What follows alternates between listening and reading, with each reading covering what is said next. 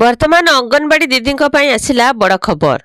हजार हजार संख्यार अंगनवाड़ी कर्मी माने दीर्घ दिन धरी भुवनेश्वर स्थित लुएर पीएमजी रे धारणा बसिथिले सेमानकर न्याय्य दाबी पाई सेमानकर हक पाई जहाँकि जे पर्यंत सरकारीकरण करा जाय नहीं से पर्यंत 18,000 टंका कर्मी मानकु एवं सहायिका मानकु 9,000 टंका प्रदान करा जाऊ एमिति 5G मोबाइल पाई दाबी करछंती। आउ सेपटे केंद्र एवं राज्य मध्य कार्यकारी होउथिबा एही योजनार 6 मासरू 3 वर्ष बयसर शिशुंकर रहिबा पई अंगनवाड़ी केन्द्र रे क्रेच परिचालना कराजिबो।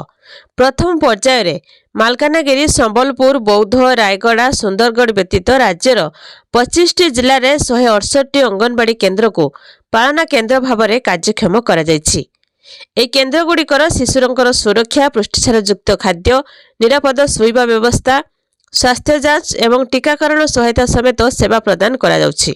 एहासह खोर्धा एवं गजपति जिले में 2टी समन्वित बात्सल्य सदन पर आभासी माध्यम भित्तिप्रस्तर स्थापन करा जायछि।